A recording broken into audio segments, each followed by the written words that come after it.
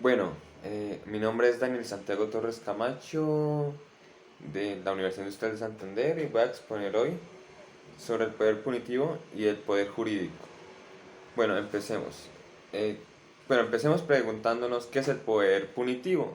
Y bueno, la respuesta a la respuesta que acabamos de plantear es el poder punitivo es el que ejerce o deja ejercer pues el Estado cuando no tiene por objeto reparar un daño o detener un proceso lesivo en curso. ¿Qué quiere decir esto? Que el poder punitivo es un fenómeno extrajurídico. ¿Qué más quiere decir? Es un poder de vigilancia que se ejerce sobre toda la población. La población, más que los que ya están en la cárcel, estamos hablando de la población que está fuera de ellas, la población civil, la población de a pie. Tiene un aspecto represivo y se vio muy bien en las manifestaciones, ¿no? El típico bolillo, las típicas esposas, tiene un aspecto represivo. El poder punitivo no busca la reintegración, la reparación tampoco, sino el imponer ciertas normas sobre la población y reprimir al que no las cumpla. Es muy parecido a lo que plantea la religión, lo que planteó la religión en el pasado, por ejemplo, con la Edad Media, en donde el rey estaba exento de ir a la cárcel o al infierno, estaba exento de la Inquisición, de pecado mortal. O sea, el rey, solo por ser rey, ya tenía el cielo garantizado. Pero los vasallos y los siervos tenían que obedecer los mandamientos a la iglesia. Si no llegaba a la Inquisición, el poder punitivo de la época, y les ponían penas de muerte y tortura. Hoy en día no es muy diferente. El delincuente de cuello blanco está casi que extenso de ir a la cárcel, es la analogía del rey prácticamente. Y si, y si va a la cárcel este cuello blanco, es por un tiempo insignificante. Los vasallos y los siervos, o sea, la gente de a pie, sí están obligadas al pie de la letra a seguir esas normas. Y son los reprimidos por el poder punitivo y son los que reciben la sanción del infierno en la actualidad, que es la cárcel. No hay mucha diferencia el poder de justicia actual con la ley de talión al poder punitivo y poder judicial de hoy en día, en donde no se busca la reparación o reintegración, sino la venganza, o sea, la cárcel. En otros países como Estados Unidos, algunos estados, la pena de muerte.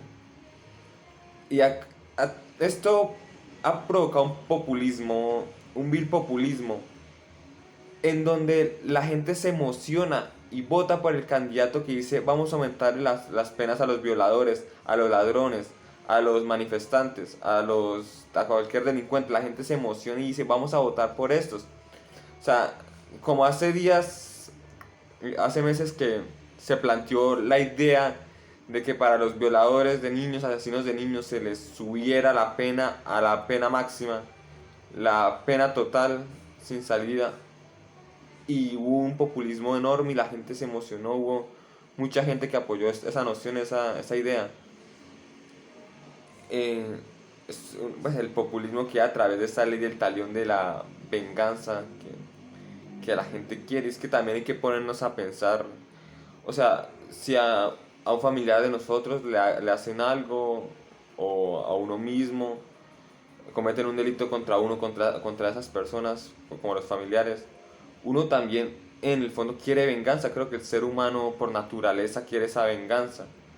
Entonces, pues quiere que ese poder punitivo, como el llamado policía, llegue a donde el delincuente que le hizo daño a uno, a un familiar, a un amigo, y lo reprima, le golpee y que reciba la peor pena, que es algo que se lleva por naturaleza y que es muy difícil de superar. Bueno, eh, bueno, voy a destacar la sentencia C1312 del 2002. Aquí vemos una colaboración entre las ramas del poder político para, bueno, abarcar lo que sería el poder judicial y el poder punitivo. El Ejecutivo participa en la elaboración de una política criminal.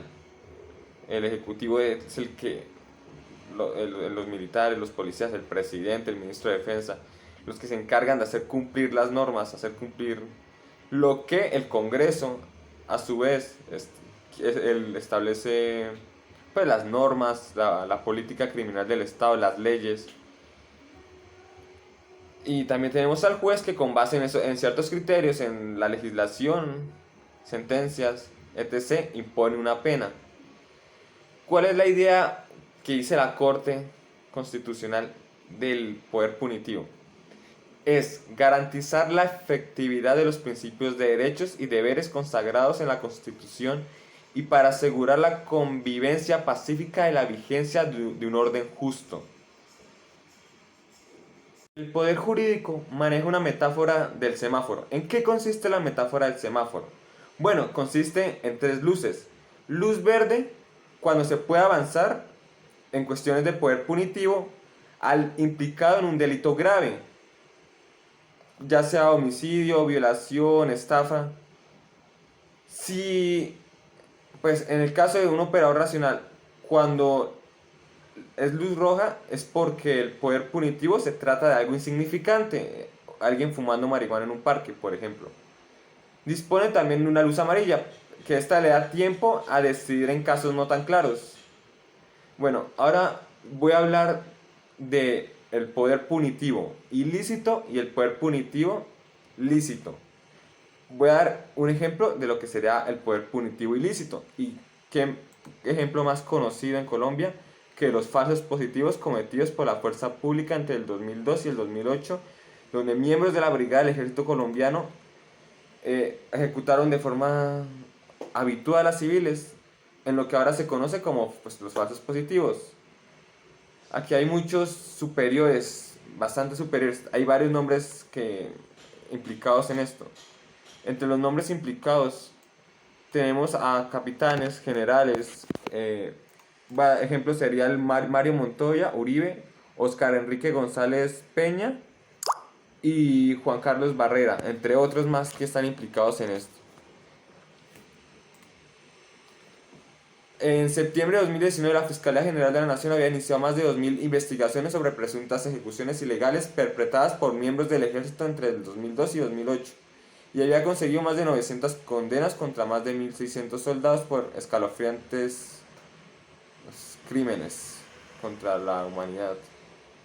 Bueno, también tenemos un ejemplo de poder punitivo lícito, la nueva Ley de Seguridad Ciudadana, que creó nuevas normativas para contrarrestar las manifestaciones, en donde la obstrucción de la vía pública es considerada una pena, que se aumenta la sanción al que obstruya la vía pública, algo lo más normal en una manifestación, en la protesta social. También se criminaliza el uso de capucha en las manifestaciones públicas, únicamente una estrategia política para defender los intereses de los particulares de cuello blanco y reprimir la contrarrestación de sus intereses. Es preocupante cómo expertos en derechos humanos como la ONU y la Organización de los Estados Americanos condenan la violencia y la represión que ha habido en las protestas pacíficas en Colombia y piden al gobierno una exhausta e independiente investigación sobre dichas muertes reportadas en donde hay violencias sexuales, torturas, etc.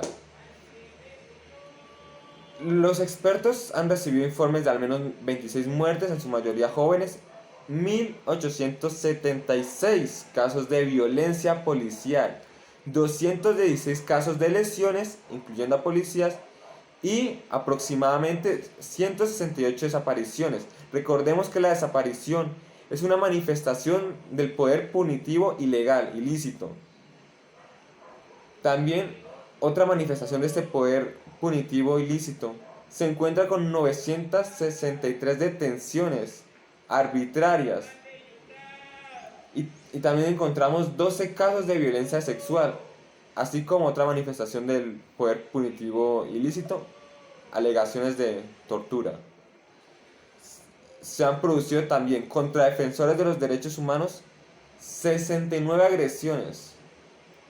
El 28 de abril del 2021 los trabajadores colombianos, liderados por una alianza de sindicatos y grupos sociales, empezaron a manifestarse pacíficamente en toda Colombia contra una serie de medidas adoptadas por el gobierno, entre ellas un proyecto de ley de reforma fiscal que supuestamente profundizaría la desigualdad. Estos datos son recopilados de la página de las Naciones Unidas y se pueden ver claramente desde internet. Es preocupante claramente. Bueno, esta fue mi exposición sobre poder punitivo y poder judicial. Muchas gracias.